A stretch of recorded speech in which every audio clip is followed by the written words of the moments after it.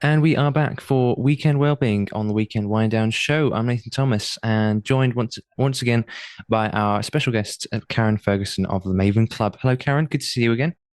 Hi Nathan, how are you? I'm not too bad, thanks. How are you enjoying autumn? Yep, we're getting there. We're getting through it. The fire's on, and yeah, life is good.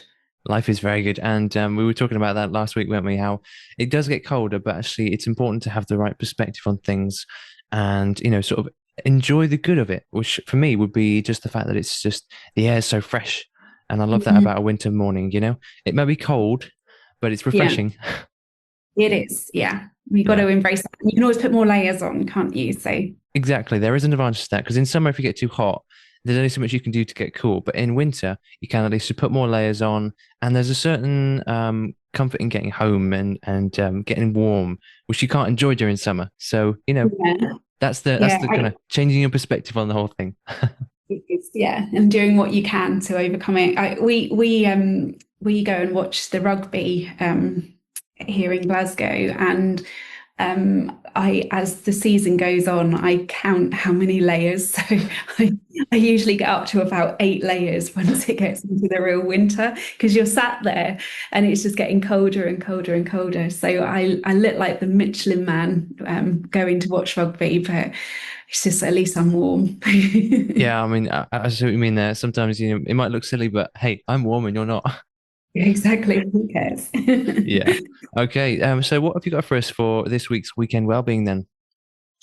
Well, this weekend it's potentially somewhat controversial. Don't know if you got a sound effect to put in there, but I wanted to bring up the subject of mobile phones because, whilst that is probably been part of your normality for your whole life, I actually recall getting my first mobile phone when I was 16, and I think it cost something like £1.80 a minute or something to make a call on it. So you never made a call on it because it was ridiculously expensive. But yeah, in your lifetime, mobiles would have just been a normality. And increasingly, they're such a part of our lives, and there's some incredibly good things about that, some really helpful things. I mean, I've chatted with you before about the fact that I'm learning Spanish, and to have when you get that brain fog, brain freeze, like I can't think of it, to have things that you can use from your phone just to translate and keep that dialogue going is incredible, as is using the map facility and being able to stay in contact. I find now as a mum of adult children, it's incredible to be able to all be in different places, live in different places, but be able to perhaps, go on a group chat, a video call, and all of that. So this is not about me slandering the phone because it's got its use and it's an incredible thing. But it is also known to be a really negative thing in many relationships and lives, in that it can just dominate and take over and be such a distraction. And it does have that very addictive nature to it, particularly things like social media. Again, social media, it's, got so much good that can happen through it, but there's also this negative side. And sometimes you can find that this relationship with phones can be quite time consuming. It can have an addictive nature, and it can just take us away from being present in what we're doing. I don't know if you've been to like a concert recently or something, but nowadays everybody's got their phone out recording it rather than just enjoying it. And it's a shift in how we are and how we do things, but it's it's it's a shame when it invades our sense of being present in our relationships. And so I think it's just really about raising an awareness as to when our phones stop being something that complements our life and starts to become something that is intrusive or a distraction or unhealthy in our relationships and our time, or interferes with our well-being, how we're feeling, our ability to sleep, all of those types of things. So have increasingly learned to go out without my phone. And there's times where that's not very sensible, especially if I tend to use the pay facility and stuff. So it's no good not having it if you're going out and you need to buy things. But where it has been things like just going for a walk or anything like that, I've just been reminding myself that the world will not fall apart if I don't have my phone about my person. We used to survive without having immediate contact all the time. I appreciate I'm at a stage in life where, yes, I've got adult children. So the demands on me are not quite the same as they would be for some listeners. So it might not be possible for some people to kind of leave their phone behind to have some phone-free time. But but I'd like just to challenge that idea of perhaps having some phone fasts. So could there be some opportunities to intentionally say, okay, for the next half an hour, I'm actually not going to engage with my phone or look at my phone. I'm going to make sure I'm present in this conversation or whatever it might be. It might be that you decide to fast phones at the dinner table, for example, and decide to all be present and try to eat together. It's not for me to decide what works in people's lives, but I just want to challenge you. Is there an opportunity and a place for you to decide to just put your phone down for a while and be very present and see how that might work for you? So this weekend, could you plan just a phone-free time, whether that's 10 minutes, half an hour, 2 hours, a whole day? What might that look like in your lives to go phone-free and to be very, very present and to let the notifications come in, let the activity happen, but not respond to that stuff immediately?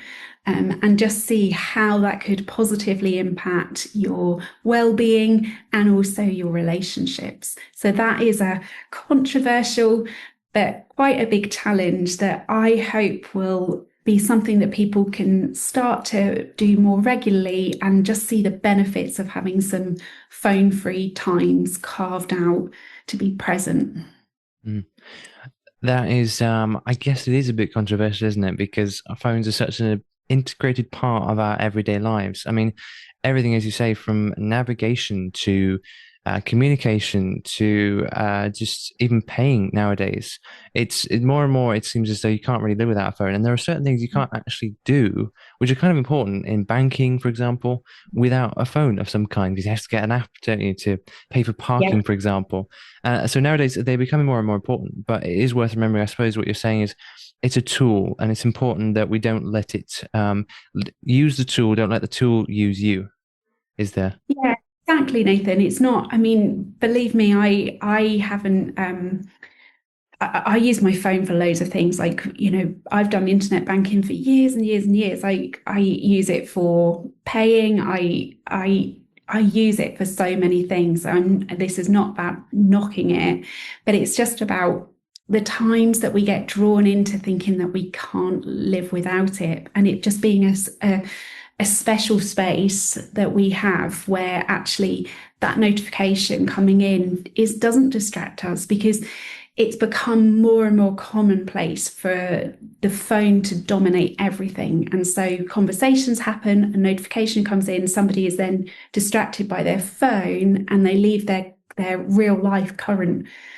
activity and conversation, pause that to address whatever's happening through this device. And so my challenge really is not to live without your phone, but it is about, could you carve out some time where you just keep it in a different room or put it in a box or something so that you can have some really present time with whoever you're with in that moment, and not be interrupted by those other distractions.